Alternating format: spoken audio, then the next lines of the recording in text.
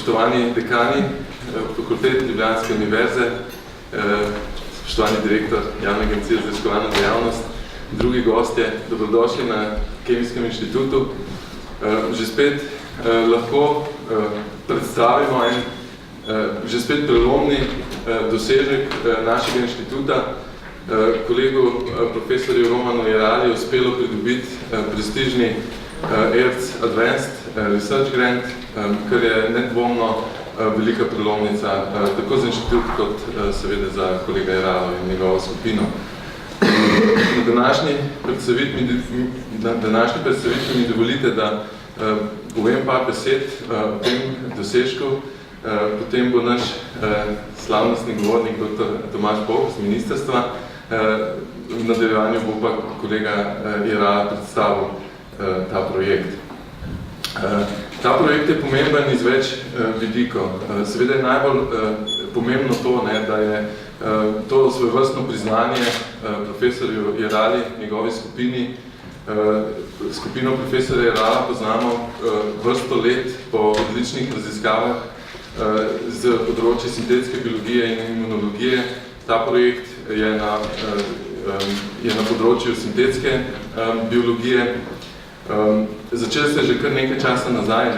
Profesor Jerala je znan po tem, da v svoje raziskovalno delo vključuje veliko mladih doktorskih študentov, tudi študentov Fakultete Ljubljanske univerze. Tako se je to delo začelo, če se ne motim, že leta 2009, na 2006 že, ampak 2009 je bilo tekmovanje IHS, kjer so študenti predstavili to tematiko. Potem smo seveda tekom let to razvijali, bili smo deležni kar nekaj odličnih in zelo odmevnih publikacij, ko se je ta koncept predstavil, no zdaj vrh je pa nedvomno pridobitev tega projekta. Zdaj v zvezi morda, se pravi, profesor Jerala svojo skupino zagotovo soustvarja trende, zagotovo je voditelj na svojem področju, ima zelo visoko veljavo v strokovni javnosti na področju sintetske biologije in tudi širše. Naj samo eno anekdoto povem, ko smo bili enkrat povabljeni v slovensko podjetje na pogovore o neki biotehnološki aplikaciji, smo zvedeli, da je direktor tega podjetja enkrat na letališču kupil knjigo o sintetski biologiji, ker se je želel seznaniti zdaj s tvojim novim področjem. In v tej knjigi je bila izpostavljena skupina profesorja Jerala in njihovi dosežki na IHS tekmovanja. Poznamo te dosežki in se mi zdi, da do zdaj še ni nihče presegel v zgodovini tega tekmovanja. No in ko je prebral to, ko je not je bilo opisano, kako se to dela v Ljubljani, je rekel, jaz hočem s temi ljudmi govoriti in potem se dogovoril za sestanek s predstavniki inštituta. Se pravi, tudi širše gre glas o teh dosežkih, tako da je to zagotovo pomembno. Pomembno je to za inštitut, tudi, ker je to prvi tovrstni projekt, na ta način tudi zdaj profesor Jerala odpira vrata na inštitutu. Jaz sem prepričan, da imamo na inštitutu še kar nekaj mladih in tudi bolj izkušenih raziskovalcev, ki bi jim lahko uspelo na tak način in sem prepričan, da bo v kratkem tudi še kakšen tovrsten projekt prišel na inštitut. Nenazadnje, to je pomembno tudi za Slovenijo, za slovensko znanost, za ugled slovenske znanosti v evropskem in svetovnem merilu. To je prvi projekt z področja ved o življenju. Tudi na teh področjih na tem panelu je konkurenca izjemna in mislim, da je samo 12% uspešnost teh prijav, ki morajo biti seveda izjemne. Zato je to tudi nedvomno izjemen uspeh za slovensko znanost, ker s tem dokazujemo, da tudi na teh področjih, ki zahtevajo veliko nekega eksperimentalnega angažmaja, ki zahtevajo ustrezno infrastrukturo, da tudi to zmoremo tukaj vzpostaviti v Sloveniji.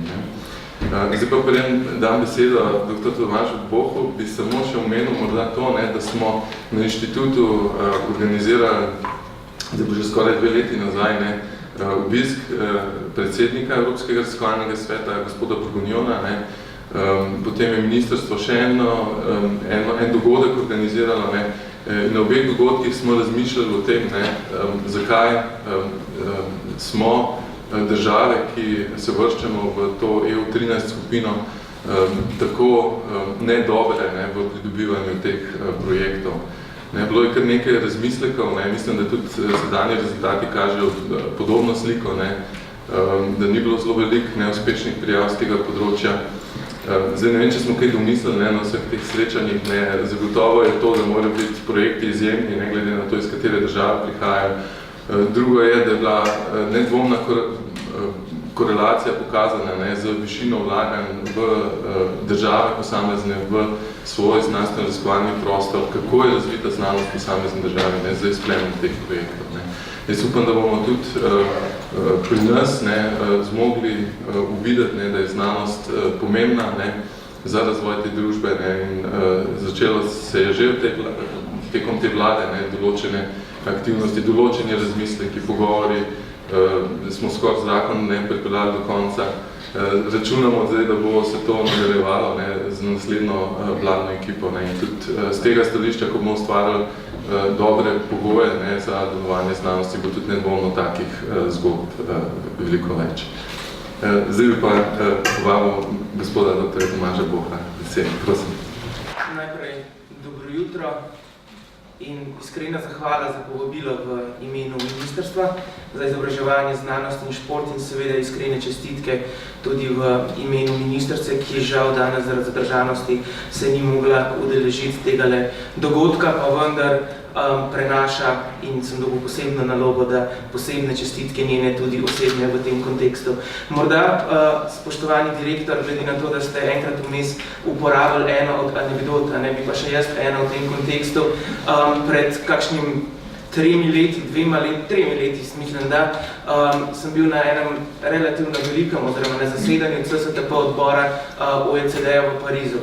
In tam je bila razprava o znanstveni odličnosti v različnih državah in na različne načine. In seveda je eden od predsedujočih tam rekel, ampak ne vem, kaj pa pri vas v Sloveniji počnete, kaj posebnega v vodo mešate, da so vaši mladi na iGen tekmovanjih leta zapovrstjo tako zelo uspešni. Ja, po mojem, da v vodi ni nič prav posebenega, imamo pa zelo dobre raziskovalne skupine in institucije, ki pravzaprav delate na tem področju. Iz leta v leto vemo, da uspehi, kakršna je tale, seveda ni nekaj, kar pride iz danes na jutri, ni stvar nekega trenutnega navdiha, ampak načrtnega in dolgotrajnega dela. Zdaj, jaz moram reči, da težko si predstavljam, da kdorkoli na Ministrstvu za izobraževanje, znanost in šport bi lahko teden začel lepše, kot je ob 9. zjutraj v ponedeljek na dogodku, kakršen je današnjem. In verjamem, da jih bo v prihodnje takšnih ponedeljkov v naslednjih letih še več. To verjamem preprosto iz večjih razlogov. Prvič, jaz mislim, da nima smisla zgubljati besed, kakorkoli se pravzaprav dolgovezati okrog tega, ali imamo v Sloveniji dobre raziskovalce, ali jih nimamo. Seveda jih imamo zavzete in imamo takšne, ki ste odlično povezani v mednarodni kontekst. Dejstvo pa je, to, kar je tudi že v uvodu izpostavil direktor, da za ERC grante, kot tiste najbolj prestižne evropske nagrade, pač evropske grante, je potrebno več kot samo odlične posamezne raziskovalne skupine. In zaradi tega verjamem, da je tole, o čemer se bomo pogovarjali danes, dosežek v prvi vrsti seveda odličnih raziskovalcev, dr. Jerale in njegove skupine, na drugi strani odličnega oziroma ustreznega okolja, ki ga za to vrstne raziskave in za to vrsten velik projekt nudi Kemijski inštitut in nudijo ga tudi druge institucije v Sloveniji, ker če vidimo v zadnjih letih nam lepo kar dobro uspeva oziroma so na teh razpisih ERC-ja rezultati Slovencev vedno boljši in je v bistvu iz tistega 1-0-1-0-0-0 pravzaprav vedno bolj proti 1 in vedno več, tudi če pogledamo, kako so ocenjeni projekti v evalvacijskem postopku, vedno boljše so ocenjeni. Tako da verjamemo, da v tem kontekstu stvar funkcionira vedno bolje tudi na institucionalni ravni. Verjamem pa še nekaj. In sicer, da je z inštrumenti, ki smo jih tudi skupaj z raziskovalci, institucijami in ministrstvom in agencijo pravzaprav vzpostavili, da smo vzpostavili neko okolje, ki tudi pripomore k tovrstnim dobrim rezultatom. Če majhno pogledamo uspešne ERC grante, vidimo, da skoraj vsi so bili deležni po prvi prijavi komplementarne sheme, ki jo izvaja javna agencija za raziskovalno dejavnost. Tako da verjamemo, da to je pomemben inštrument, ki bi ga želeli oziroma ki ga bomo brez dvoma tudi v prihodnje krepili in se nam ga zanašali. Druga stvar, vemo, da Slovenija je bila ena izmed prvih držav, ki je uvedla tako imenovane kratkotrajne obiske pri nosilcih ERC grantov. To je bila ena od reči, če se jo spomnite, oziroma gotovo se je, ki je Bourguignon zelo izpostavljal, ko je bil, mislim, da drugič v Sloveniji, da bi se želeli to vzpostaviti in v bistvu na tem področju moram reči, da je agencija, oziroma smo skupaj z agencijo zelo v kratkem času pripravili inštrument, ki verjamemo, je zaživel, bo pa še bolj zaživel tudi v prihodnje. In tretja stvar, za katero mislim, da je izjemno pomembna pri ERC grantih, je seveda razmišljati na široko in to široko razmišljanje verjamem, da mora biti seveda podprto tudi z nacionalnimi sredstvi. To, kar je že povedal pred menoj direktor, mislim, da je pomembno. V letu 2018 je proračunsko denarja kar nekaj več, kot ga je bilo v prihodnjih letih in vsi skupaj se moramo potruditi, da bo ta nacionalna osnova, ki tvori tisto jedro, da lahko sodelujete, da ste lahko konkurenčni na teh najbolj prestižnih, največjih mednarodnih razpisih, da bomo zagotovili, da bodo zagotovljena tudi v naslednjih letih ta sredstva. Verjamem pa tudi, da sredstev ne smemo povečevati in razdeljevati potem kar tako naprej v razdeliti, kakor rečemo včasih po domače, razmazati na celotno polje. V prihodnjih letih nas brez dvoma čaka izziv, kako nišno, kako fokusirano usmerjati ta sredstva, da bodo dajala čim boljše rezultate. Pa če mi dovolite, morda samo še za konec, kar mislim, da je še ena izmed reči, ki jo moramo doma narediti. Jaz ne vem, a je projekt, ki ga je dobil dr. Jerala, dober ali ni dober. In tudi tega jaz ne bom nikoli vedel, ker se na to ne spoznam. Vem pa eno reč, da je bil izbran strani najboljšega evalvacijskega panela in najboljšega evalvacijskega procesa, kar ga je mogoče izpeljati. In to daje garancijo, da kljub temu, da o vsebini ne vemo nič, saj nekateri od nas, pravzaprav, da je to garancija, da je ta projekt dober. In ravno tudi to je tista točka, ki jo moramo prenesti tudi v nacionalni sistem. Skratka, nacionalni sistem graditi ves čas na način, da se ne bomo spraševali o posameznem projektu, ampak o evalvacijskih postopkih. Ker na evalvacijskih postopkih stoji in pade legitimnost raziskovalnega sistema. In ERC je tu najboljši primer, kako morajo biti stvari peljane, seveda nacionalni kontekst, je pa potem pravzaprav nekaj, kjer si želimo za koraki približevati temu, oziroma tudi na nek način upoštevati nacionalne posebnosti, pa vendar imamo zelo jasen cilj, kako in na kakšen način naj to zgleda in verjamem, da v prihodnosti tudi bo.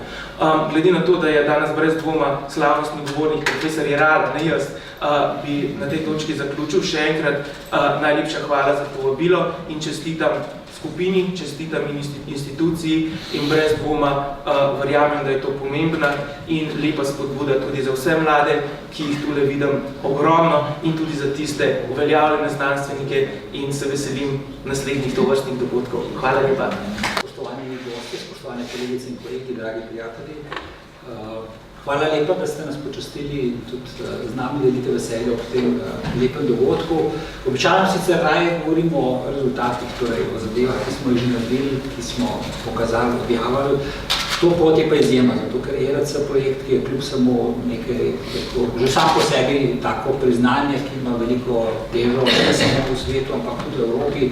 ERC je postala v tem desetletju, odkar obstaja blagovna znamka in tudi delno prestižne. Velikokrat sem bil na predavanjih, kjer so skoraj vsi ostali predavatelji so imeli ERC projekte in to me se originalno. Tako da nisem nekaj. Seveda drug Nedvomno še bolj pomemben razlog je pa seveda, da ta projekt sabo prinese precej izdatno financiranje, možnost 5-letne izvedbe projekta, ki je ambiciozen, dolgoročen in v bistvu teh 5 let ni treba skrbeti saj za financiranje na tem projektu in zaradi tega, iz tega razloga so ERC projekti tako zelo zaželeni. Mogoče bi na začetku najprej povedal nekaj o samem tem zadnjem razpisu, rezultatih razpisa, mislim, da bo zanimivo tudi za vse ostale, potem bi pa predstavil ozadje celotne ideje projekta in pot, ki je peljala do tega projekta. Torej, ERC, zelo verjetno vsi med vami veste o tem, da je sestavljen deljen na 3 panele, torej vede v življenju, fizikalne vede, inženiring in družboslovje in humanistika. In princip ERC projektov je, oziroma izbora je, da je uspešnost enaka na vseh področjih. Se pravi, na vseh področja imajo enako verjetnosti za uspeh, ki je okrog 12%, kar je nedvomno nizko. Seveda, posledica tega je, da če je več prijav, je tudi več projektov doblenih na določenem področju. Mislim, da saj na področju let v življenju se opaža trend padanja števila prijav, ravno zaradi tega, ker je konkurenca tako huda, da se prijavljajo vedno manj tisti, ki imajo manj možnosti za uspeh. Torej, teh 12% je dejansko še bolj zahtevnih, ravno zaradi tega, ker je konkurenca raziskovalcev, ki se prijavljajo tako huda. No, tukaj je zdaj države, ki so pridobile ERC projekte, kot vidimo, največ projektov gre v Veliko Britanijo, potem večje države, Nemčija, Francija, Švica je zelo visoko. Tisto, kar je pa zaskrbljujoče in to že več let, je pa, da iz teh novopristopnic, torej EU13 ali pa recimo kar vzhodna Evropa, letos, torej poleg na slovenskega sta bila 2 madžarska projekta, torej nobenega projekta iz Poljske, Češke, Slovaške, Bolgarije, Romunije, Srbije, Hrvaške, Cipra in tako naprej. In to se ponavlja že več let, kar nedvomno kaže na nek način, da zelo verjetno, da so tudi investicije manjše v teh državah, po drugi strani pa jaz mislim, da je seveda do neke mere tudi to, da se mi, ki prihajamo iz manj poznanih držav, moramo bolj tudi za to, da nas priznajo, torej rezultati morajo biti še toliko boljši za to, da uspemo med te dobitnike projektov. No, ERC ima tudi to značilnost, da je odprt za vse raziskovalce sveta, torej ne samo Evropejce. Edini pogoj je, da 40% časa prebijajo v Evropi in zato, če pogledate, je med dobitniki tudi 14 raziskovalcev iz ZDA, potem raziskovalci iz Kanade, Japonske, Avstralije, Argentine in ti raziskovalci potem se povežejo na druge države. In tudi države, ki so gostiteljice teh projektov, teh raziskovalcev, ki prihajajo iz tujine, so spet zelo neenakomerno razporejene, kot vidite, spet največji delež ima Velika Britanija, kjer kljub samo največjih je iz Velike Britanije, zelo veliko pa je v bistvu največji delež raziskovalcev iz neevropskih držav, ki tam gostujejo. No, zanimivo recimo, da Švica se zelo dobro izkaže.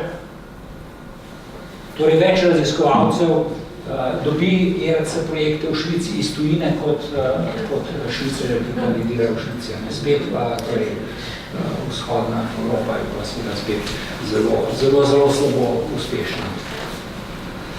No, zdaj pa k vsebini, torej k samemu projektu. Torej, cela zamisel te ideje izvira iz neke vrste občudovanja narave, torej želja po posnemanju narave. Narava predstavlja izdaten vir inspiracije, torej v naravi obstajajo fantastični stroji na nanometrskem nivoju, kot so recimo tale flagela ali pa injekcijski sistem, ki so izjemno kompleksni, so se razvili med milijardami let evolucije in jih danes še vedno na nanometrskem nivoju ne znamo narediti naprav, ki bi bile podobno kompleksne, ki bi bilo podobno učinkovite, kot so ti naravni primeri. Po drugi strani pa znamo to narediti na makroskopskem nivoju. Danes torej imamo tehnologija nam omogoča zelo kompleksne naprave, računalnike, stroje, avtomobile in tako naprej, ki so sestavljeni iz velikega števila delov. Je pa ena ključna lastnost vseh teh naprav, da so sestavljene modularno. Torej, sestavljene so iz elementov, ki se sestavljajo skupaj. Torej, te naprave so sestavljene iz vijakov in podobne vijake lahko uporabimo večkrat tudi pri več različnih napravah. In ta modularnost nam omogoča, da lažje dizajniramo kompleksne stroje, torej avto, če bi ga sestavili enostavno od začetka do konca, je seveda nemogoče, ampak je seveda tudi to pogoj, tudi to rezultat neke evolucije človeške tehnologije. In torej ideja, da bi podobne, torej ideja tega projekta oziroma smeri raziskav, na katerih delamo tudi nekaj od leta 2009 v bistvu, je, da posnemamo to modularnost na torej nanometrskem nivoju, torej na nivoju molekul. In na nivoju molekul so najboljši zgled proteini. Proteini so delovni stroji, ki omogočajo zgradbo struktur, omogočajo praktično vse funkcije, kataliza, prepoznavanje in tako naprej. Tako da v tem pogledu so proteini nedvomno najbolj kompleksne nanostroji. In tridimenzionalna struktura proteinov z vsemi funkcijami je posledica samo izbranega zaporedja aminokisline, ki določa, kako se proteini izvirajo v končno tridimenzionalno strukturo. In ta preslikava med zaporedjem, ki ga celice lahko sintetizirajo na osnovi nukleotidnega zaporedja in definirajo tridimenzionalno strukturo, je spet posledica evolucije ogromnega števila točkovnih mutacij, s katerimi naprava to izboljšala in uspela priti do te končne strukture. V zadnjih letih je področje dizajna proteinov naredilo izjemen korak naprej, danes že lahko tudi dizajniramo zaporedja, ki se zvijajo v določeno strukturo, čeprav še vedno paradoksalno za veliko aminokislinskih zaporedij ne znamo natančno napovedati, kakšno strukturo se bo dozvila, zato ker je ta struktura posledica ogromnega števila šibkih, kooperativnih, daljnosežnih interakcij, ki določajo terciarno strukturo. Torej, poleg proteinov so tudi nukleinske kisline se lahko zvijajo v določene tridimenzionalne strukture. Kolega Plavec je raziskovalec na področju, kjer tudi znajo dizajnirati oziroma študirati, kako se nukleinske kisline zvijajo v neke takšne kompleksne strukture. Po drugi strani pa je področje DNA tehnologije, ki se je začelo razvijati nekje pred več kot 3 desetletji, začel uporabljati nukleinske kisline kot gradnike za izgradnjo definiranih tridimenzionalnih struktur. Na tem področju danes dela več kot 100 raziskovalnih skupin v svetu. Danes lahko na osnovi nukleinskih kislin sestavljajo skoraj katerokoli tridimenzionalno strukturo, ki obsega od nekaj kilodaltonov pa tja do gigadaltonov. In ideja, ki smo jo imeli, oziroma sem jo imel pred dlje časa nazaj, da bi nekaj podobnega naredili za proteine. Torej, da sestavimo modularne proteine na podobnem modularnem principu kot nukleinske kisline. Na ta način se znebimo potrebe po tem zelo finem uglaševanju kooperativnih interakcij, zato ker bi bil vsak izmed teh modulov relativno neodvisen eden od drugega.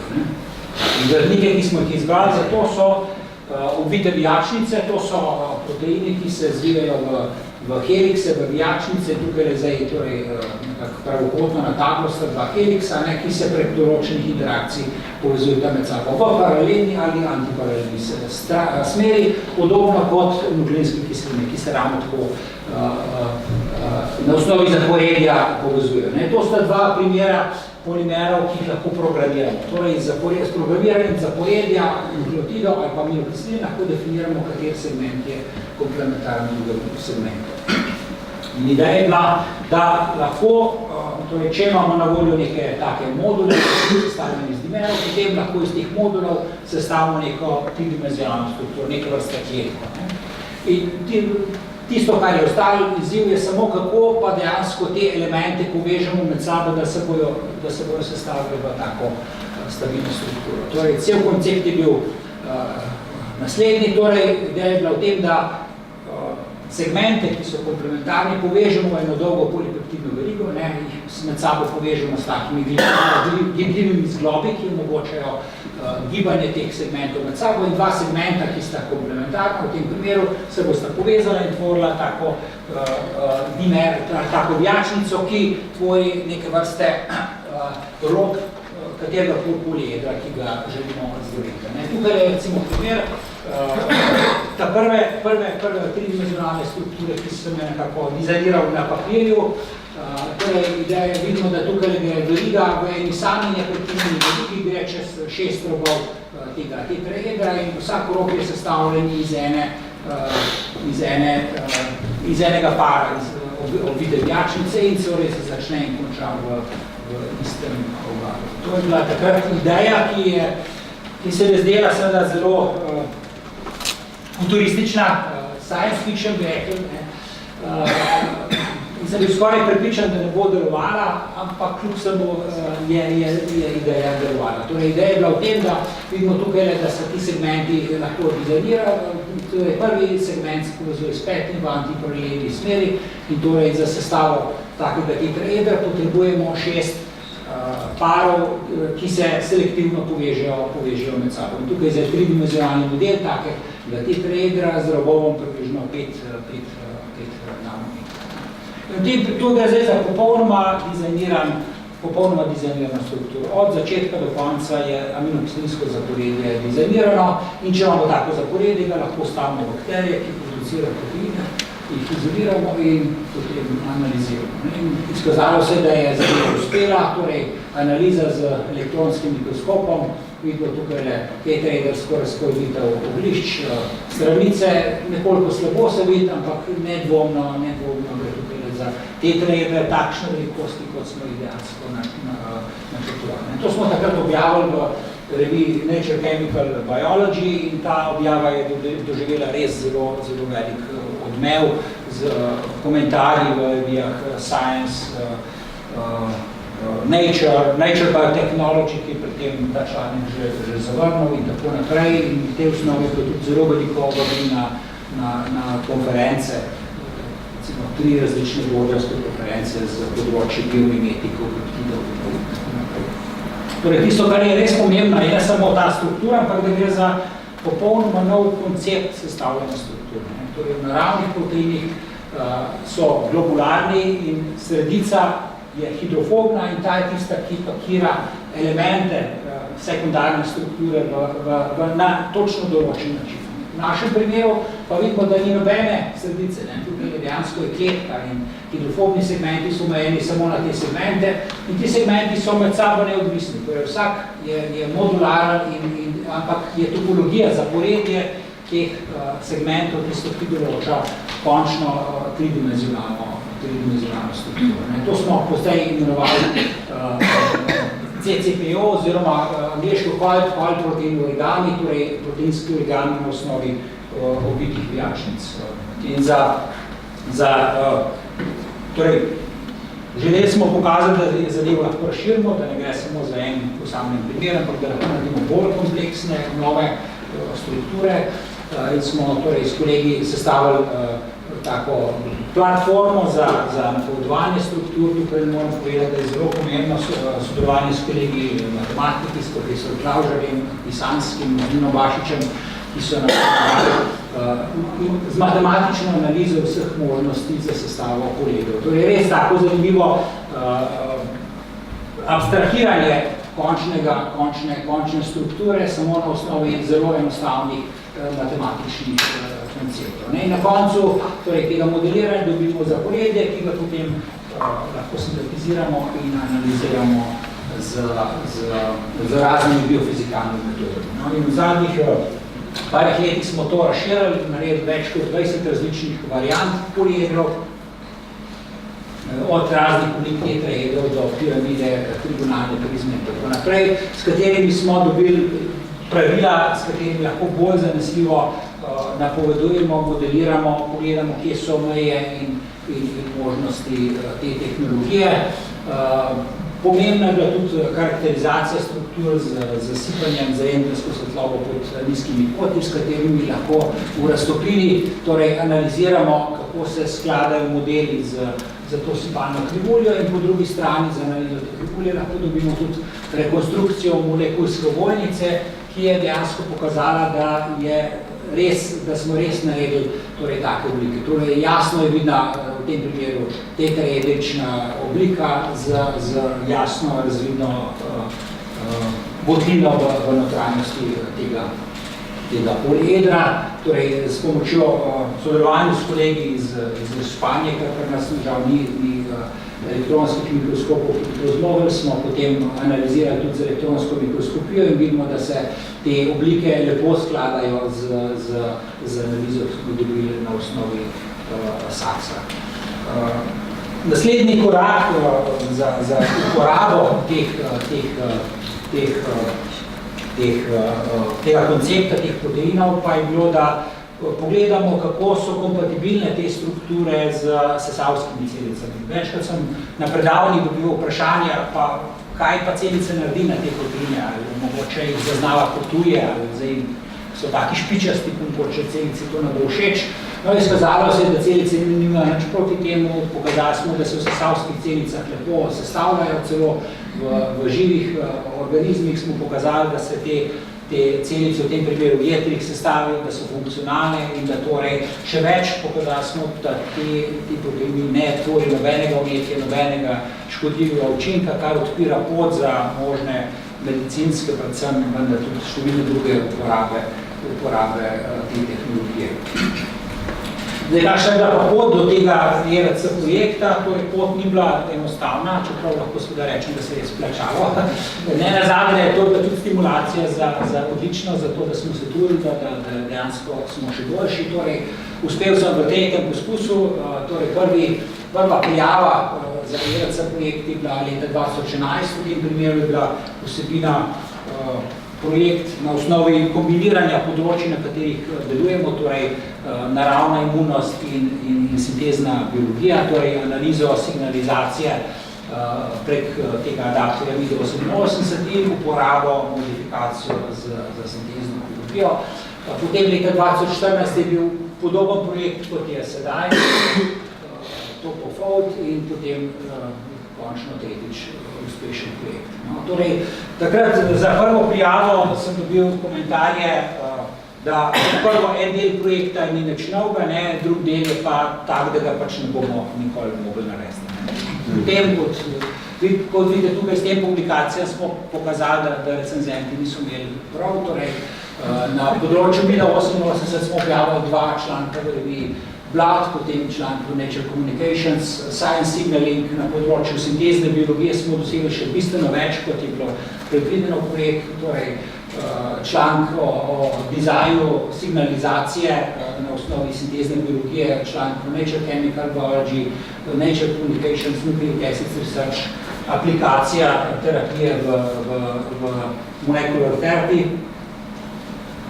Vendar sem se odločil, da glede na odmev sploh v javnosti, sem se odločil, da je bolj, da sem mogoče naslednji poskus fokusiral na področje dizajniranih proteinskih kletk, zato ker je bil res odziv izjemen. Žal tudi ta projekt prvič ni bil uspešen in tukaj moram reči, da poleg vsega, kar je potrebno za pridobiti ERC projekta, je pač potrebno tudi nekaj sreče. Mislim, da se to vsak raziskovalec to služi, da se zaveda, da tudi sreča, in s tem govorim o tem, katere recenzente, konkretno v na panelu. Žal sem imel pri tem primeru enega recenzenta, ki je enostavno v projektu bil z trojkami na vseh področjih, od drugega sem pa dobil same petke in to je bilo pač to. Ampak kljub samo smo nadaljevali delo na tem področju in postavili še nekaj temeljev spet na osnovi tega, kar smo predvideli, torej tvorba vozlov na osnovi DNA strukture, člankov Nature Communications, JAX, torej design gradbenih elementov, ki jih lahko moduliramo in mislim, da je zelo pomemben ta članek, katerega rezultate sem predstavil, torej razširitev te platforme, dvigo rezultatov in tukaj mislim, da je bilo tudi spet nekaj sreče, zato ker je bil ta članek sprejet en teden, preden je bil rok za objavo projekta, tako da sem seveda lahko tudi to zraven vnesel še po dodaten dokaz, ki mislim, da je vsekakor podkrepil uspešnost projekta. Zato, ker je seveda zelo pomembno pri prijavah ocena raziskovalcev. To vsaj v prvi stopni približno šteje za polovico. Mislim, da je to tisto področje, zaradi katerega so raziskovalci iz vzhodne Evrope nekoliko slabše ocenili. Brez saj to nedvomno velja za področje ved o življenju, to sem tudi potrdila iz ERC sveta, da je na tem področju je zelo dobra preslikava med kvaliteto, mislim, prestižnostjo publikacij in uspešnostjo teh projektov. Zelo pomembna so bile tudi, mislim, da priznanje, torej lansko leto sem bil zelo počaščen, da so me kolegi iz Evrope, torej izvolili v Akademiji Evropeja, še bolj pomembno pa EMBO organizacija, ki je res zelo, zelo prestižna na tem področju. Seveda veliko število vabljenih predavanj je tudi pripomore k bibliografiji, ki seveda prispeva k boljši oceni na projektu. Kljub vsemu pa ima seveda največjo težo vsebina samega projekta. In tisto, kar sem zastavil v tem projektu, je, da pogledam kam, kje so možnosti, kje so dodatne razširitve teh tehnologije. Še vedno smo od objave v letu 2014 smo še vedno edini na svetu, ki gremo v tej smeri tehnologije, večino grejo na osnovi modifikacije oziroma na strukturah, ki so podobni sedanjim proteinom. Tako da v tem primeru imamo seveda jasno porečem, svetovno prvenstvo, po drugi strani pa seveda lažje, če bi bilo več skupin, ki bi skupaj razvijali ta koncept in pripomogli temu, da se hitreje razvije. Torej, tisto, kar želim narediti, je razširitev platforme, večjo kompleksnost, premeljivost struktur, tako po dolžini, obliki, v novo dinamike, mislim, da je zelo pomembno, novih lastnosti, funkcionalizacija. In tukaj se zdaj odpirajo možnosti številnih uporab. ERC projekti sicer nima namen, da pripeljajo do neke končne uporabe, gre za temeljno znanost in to je eno od privlačnosti ERC projektov, da so v bistvu edini inštrument, ki obstaja na evropskem nivoju za res temeljne raziskave. Kljub vsemu pa seveda vsi raje vidijo, da se pokaže nek vpliv na bodočnost z neko potencialno uporabo. V samem projektu sem nekako zastavil v petih sklopih, torej na prvem delu funkcionalizacija, torej vnos funkcij, uporaba novih gradnikov za tvorbo struktur, torej praktično na vseh področjih, ki kažem tukaj, že imamo napredek, torej evidenco, da zadeva zelo verjetno, da bo delovala.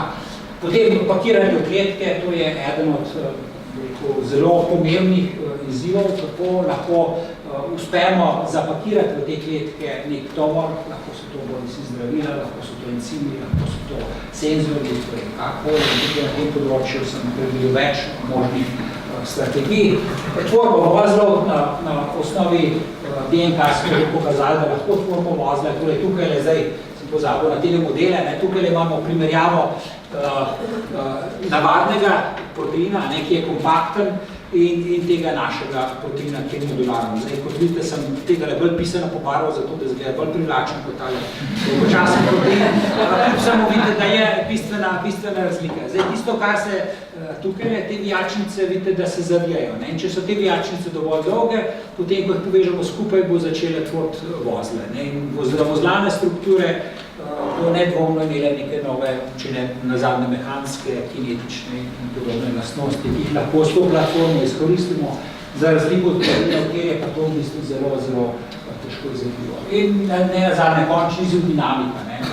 Na začetku sem pokazal tiste flagele, torej kako proteini lahko izvajajo neko funkcijo, neko dinamiko in torej mislim, da bomo lahko tudi s to platformo uvedli dinamiko, torej spreminjanje konformacij na osnovi zunanjih držav. Vse to je pa nekako temeljeno na osnovi nove tehnologije, ki jo tudi že uvajamo v laboratoriji, s katero lahko modularno sestavljamo večje število segmentov, po eni strani bistveno hitreje pod sedanjimi pristopi, po drugi strani pa seveda tudi bistveno ceneje in računamo, da bomo lahko pripravili desetine, če ne stotine ali pa mogoče tisoče različnih struktur, enostavno za knjižnico gradbenih elementov, za razliko od sinteze, na katero moramo raje čakati recimo eno, pa mogoče dva meseca. Torej, kakšne metode bomo uporabljali?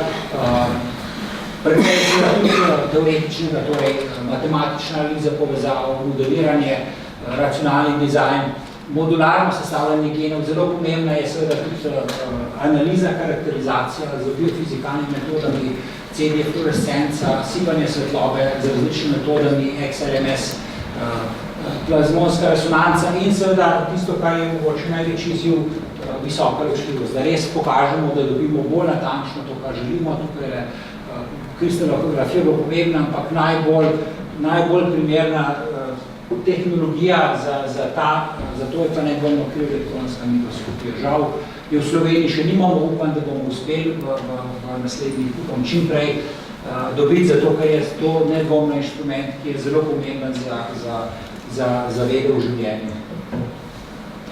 Na koncu še zahvala vsem, ki so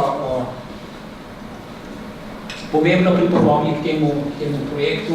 V prvi vrsti gre to seveda zahvala vsem sodelavcem celotnega odseka in tudi ožje skupine, ki dela na področju bio-nanotehnologije, torej so našteti.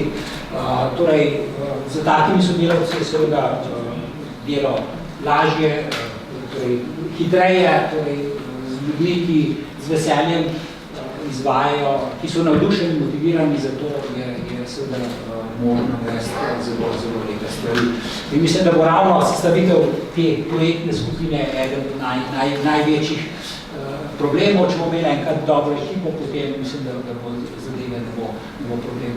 Pomembno je tudi sodelovanje s sodelavci v Sloveniji in po svetu, torej tudi tukaj smo kar precej povezani. Lahko menim, da dva izmed sodelavcev, s katerimi sodelujemo na projekti, sta tudi dobila IRC projekte, seveda na popolnoma drugačnih projektih, kot s katerimi sodelujemo. iGEM, člani iGEM ekip, to je nedvomno, vsaj v moji profesionalni karieri prelomnica. Preko iGEM-a sem šel na področje sintezne biologije in preko teh teknovanj smo dobili zelo veliko novih konceptov, nenazadnje sposobili veliko število zelo motiviranih, sposobnih sodelavcev, s katerimi nadaljujemo, ali pa so tudi sami šli na zelo dobre ustanove po svetu. Kemijski inštitut je izjemno dobro okolje, od vodstva do vseh ostalih sodelavcev. Mislim, da je mogoče nekako idealne velikosti, dovolj majhen, da se lahko z vsemi skupaj hitro pomenimo in hitro odzivan. In po drugi strani sem prepričan, da na Kemijskem inštitutu je potencial še za več IRC projektov. Sem prepričan, da v prihodnjih letih da bomo imeli še več takšnih uspehov. Pomemben je tudi zelo center odličnosti, predvsem zaradi tega, ker je bilo v bistvu to eden od redkih načinov, s katerimi smo lahko dobili nekaj raziskovalne opreme. Ni bilo, ne vem kako veliko, tukaj ne govorimo o milijonih, ampak gre za nekaj ključnih inštrumentov, brez katerih danes ne bi bil tukaj.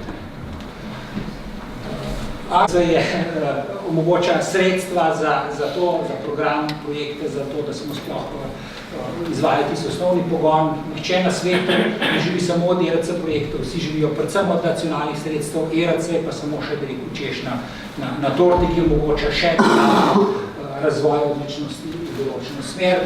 Spet bi se zahvalil ministrstvu predvsem za komplementarno shemo, pa tudi za Aeronet projekt Simbajo, ki sem ga koordiniral, s katerimi smo tudi na tem področju,